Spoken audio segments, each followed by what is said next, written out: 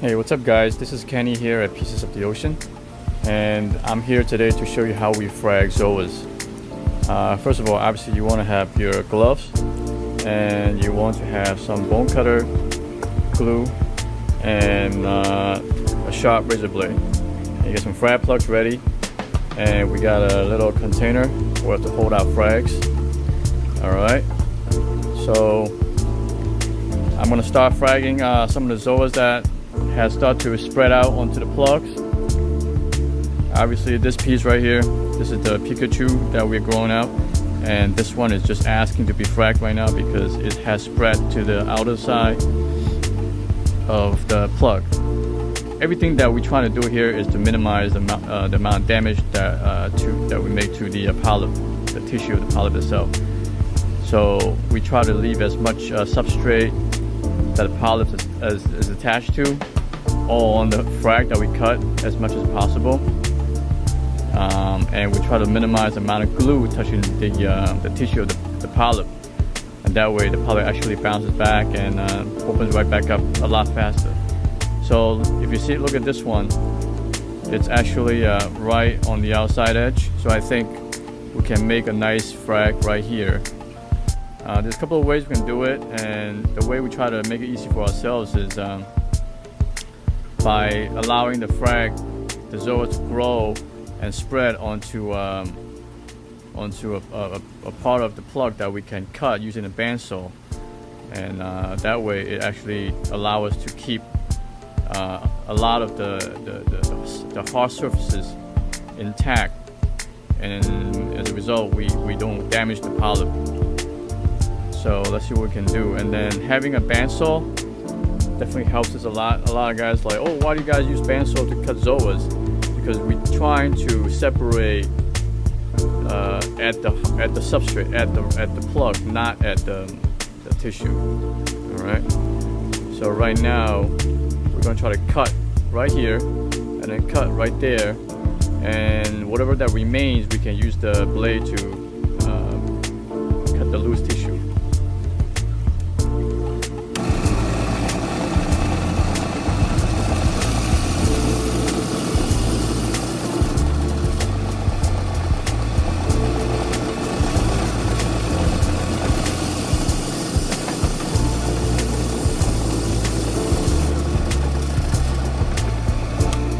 Alright, so you can see I cut right there. I leave some of that left. At least I left some of the tissues intact because looks like we can just use the bone cutter and make the separation right there. Alright, so now we have a nice frag with the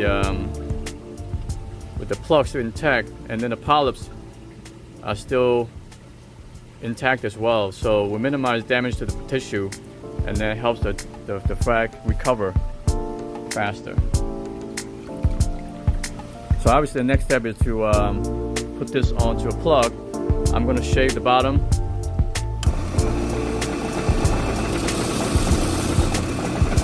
Give it a nice smooth bottom so we can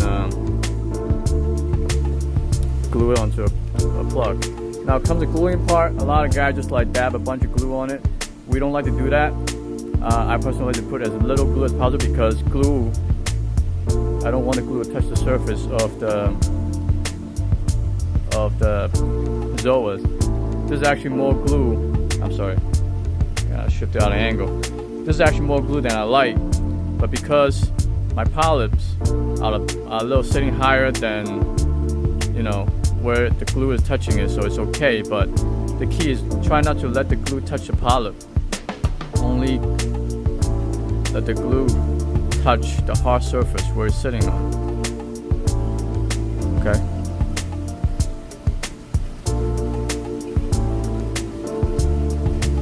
And now we have a nice frag right here, ready to heal. And then we have another one here. This is the SpongeBob. This one is also ready to be fragged. You know, we can see there's another example. The key is to try to identify where the polyps are spreading, and the best place to make the cut. And obviously right here is where we can make a nice cut. Okay.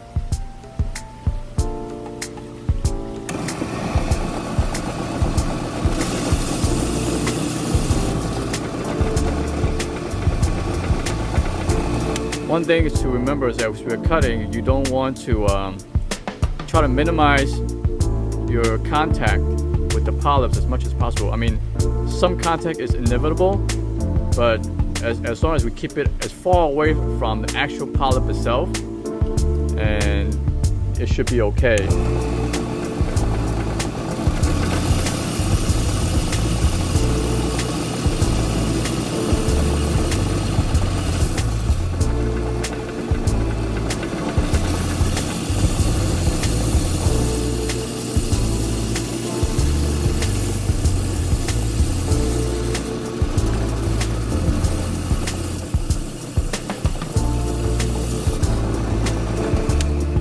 Okay, you notice that the last time I just went straight through. So the first frag, I told you guys I stopped and I used a bone cutter to clip it.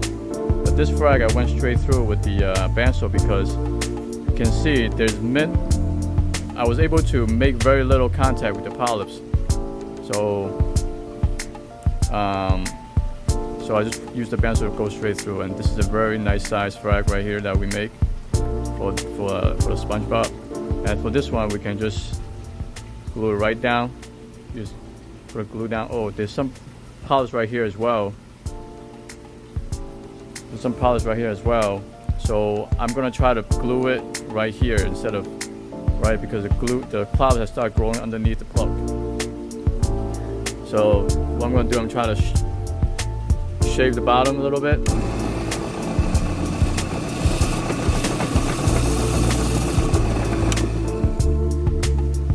Then I'm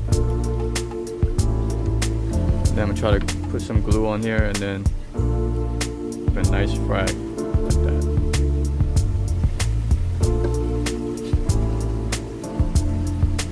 For this one, I'm also putting a little bit more glue because the frag is pretty big. It's on a nice size of the plug that it came on. All right. So there. That's another. So then a lot of guys probably be asking, well, that's easy because you have zoas grown to a frag plug, but what if you have zoas grown to rock? So that's a little different. Here's a Rasta rock that we have, and obviously the approach that I used before cannot be used on here. So here, what it comes down to, you have to recognize where to make where you can frag from. And I try to look for polyps that are a little bit spread away, remote from the cluster. So I'm going to take a look around. I actually did not look at this rock prior to the video, so I might have to take a look. But what I will have to do is I try to identify where I can make separations, and with a combination of bandsaw and bone cutter, I will make the frag. So I'm thinking like right here, I can make a frag right here, and possibly right here I can also make a frag.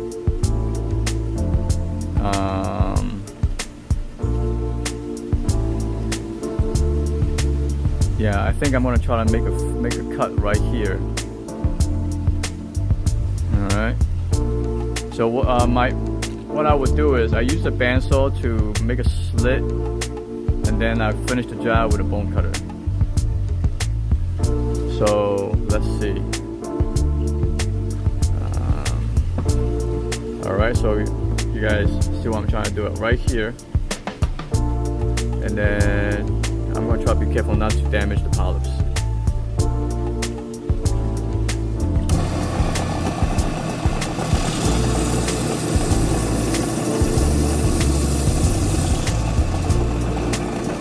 So you can see I actually made a nice cut right down there. Then I can just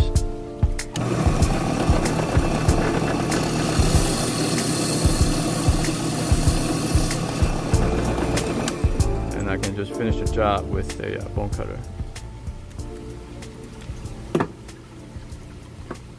Alright. Now it comes down to gluing part. We can glue it on the bottom right here. And I'm seeing that this polyp is a little close to the bottom. So when I apply the glue, I have to be careful. If I want the polyp to open up fast, then we don't want glue touching the polyp.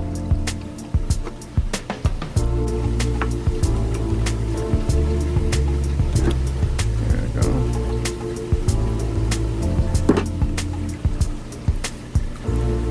Put a little more glue, and then I'm going to start by gluing like this, so the least amount of glue is going to make contact with my polyp.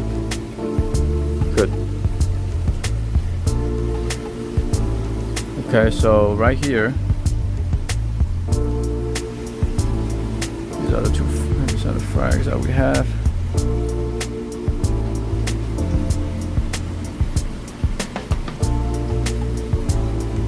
All right. And you guys notice that I did not use iodine after the cutting. It's because the approach that we use primarily focus on minimizing damage and contact, which cause abrasion to the tissue of the polyp. So by doing so, the polyps are not, severely damaged, and they open up a lot quicker, and we don't use iodine for that reason. Okay guys, so this is a follow-up video the day after the fragging of the zoas. Let's take a look at the frag that we made yesterday. So we made the Pikachu and the SpongeBob, and there's a SpongeBob frag, Pikachu frag, and then that's the Rasta's frag that we made from this rock here. So you can see without any dipping and anything, the frags is already opened up quite well. All the polyps are out. And this is the Pikachu frag. See, all the polyps are out. So yeah, I mean, I guess, just minimize all the damage that you can make to the polyps, and you can see everything opened up pretty well the day after. Okay. All right. Thank you, guys. Hey, what's up, guys? This is a video I wanted to make follow up to the last video, because I realized I meant to frag this rock of Rasta zoas without a bandsaw to demonstrate the idea, because with the bandsaw, a lot of you guys don't have bandsaws at home. Although I do recommend you getting it. It just makes things a lot cleaner and nicer and easier. But yeah, you can definitely clip a frag of zoas off this rock. Doesn't matter what we do, what tools we use. It's the same thing. You have to find out where you can make the cut. And I think with just a bone cutter, we can probably make the cut right here. The most important thing is to be able to make a separation without damaging the polyps, as I have said many times. So what I'm always looking for is a good separation point, and I think right here is a good separation point. So I would probably take a bone cutter and try to clip this piece off. If that's too big of a piece, I do recognize a lot of hobbyists probably don't want to lose too much of the rock when they're clipping. So I think there's another place we can make that cut is right here as well. So, first of all, no blade. You don't want to use a blade. Definitely don't use a blade to squiggle. You're going to end up killing the polyps most of the time. So I think right here is one location I can make the cut. Okay.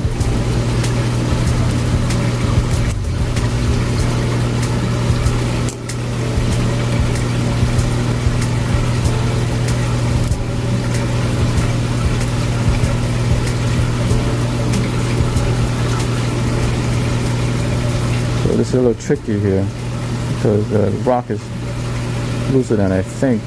Looser.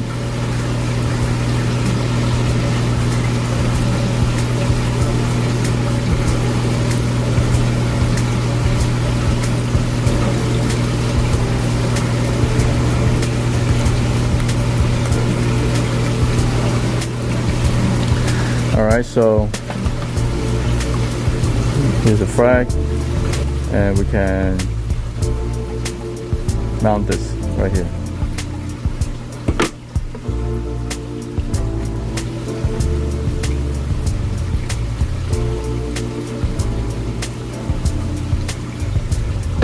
So it doesn't matter you use a bandsaw or use a bone cutter, you really just want to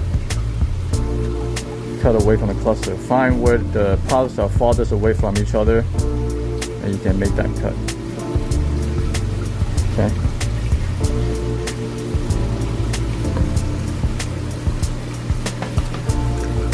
And yeah, there's actually a lot of places we can make cut this rock right here as well. You know, I'm not going to cut it here because I want it to spread more, because I'm going to lose this much of rock if I cut it here, and I don't want to lose that much of a rock.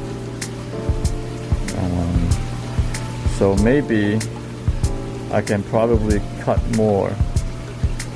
Make another cut here, and there's a loose little piece right here that might be another nice frag. So again, doesn't matter if you use bandsaw or use a bone cutter. The idea is to find out where you can make the best cut.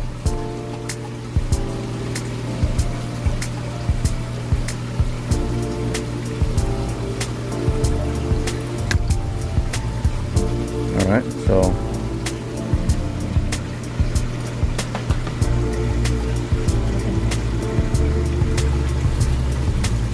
here's our frag.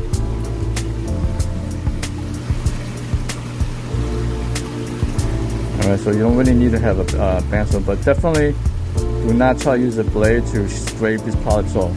Alright, you want the polyps to attach to the rock, and then you glue that rock onto the plug. I mean, obviously, if you have a bandsaw, it's definitely cleaner and nicer, but you can still do it with a bone cutter. And the idea is do not scrape any polyps off your. Definitely do not scrape any polyps off. Period. All right. Thank you.